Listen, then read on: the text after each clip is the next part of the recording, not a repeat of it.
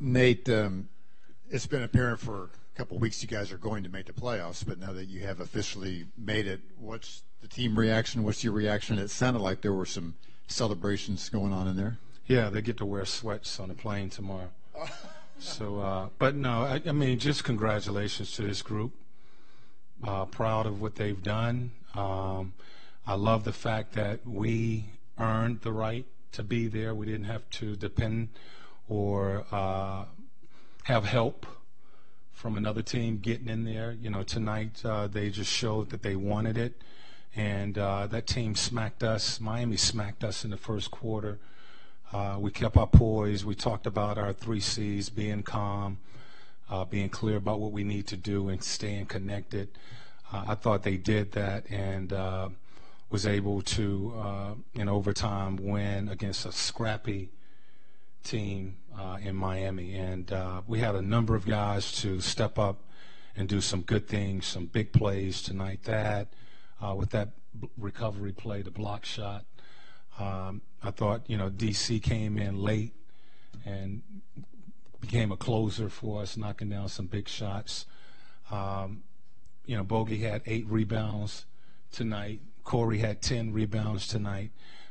So it was a total team effort, and just happy that, they earned the right to play postseason basketball.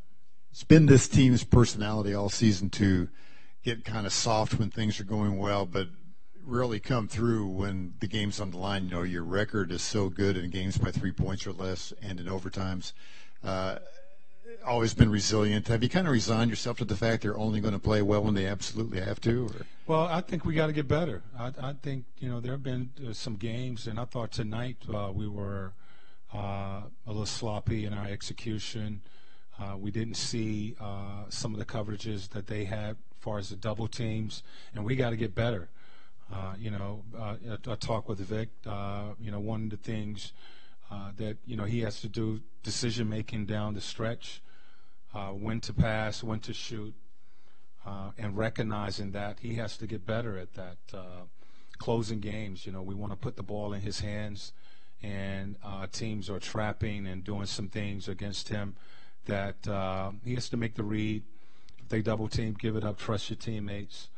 These guys have shown that they're capable of knocking down shots. So, yes, we have done some good things, but we're going to need to be better the last 5 minutes of ball games to win, continue to win.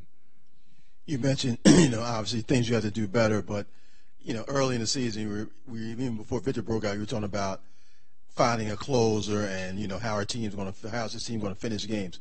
Do you feel, how much progress do you feel this team has made as far as in games like this that they're obviously going to see now and into the postseason that you guys can find a way to win? Well, we've found a guy that can close. Vic has shown that he can close, and we're not here if we didn't have that. He's very capable. DC has shown that he can make big shots. Bogey has shown he will take and make big shots.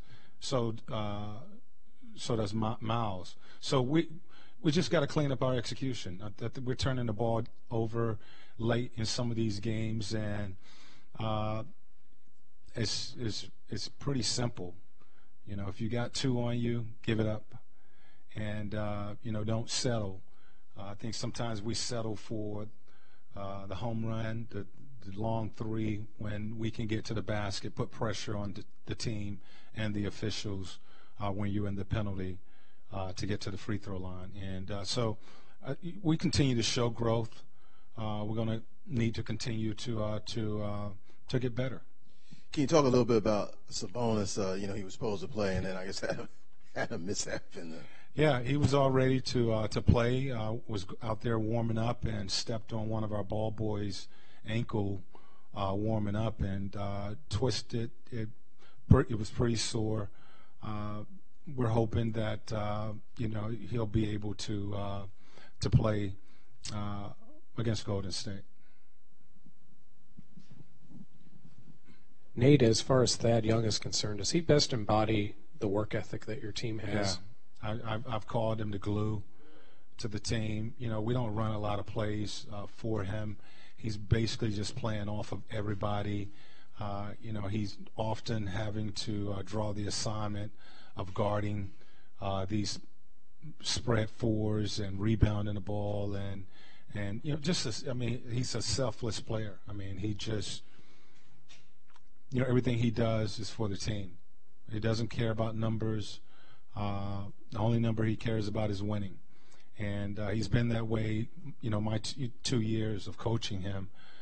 You know, when you have a guy like that who he just comes to play every single night, doesn't worry about if he gets the ball or not, he's just going to play the game and play the game the right way.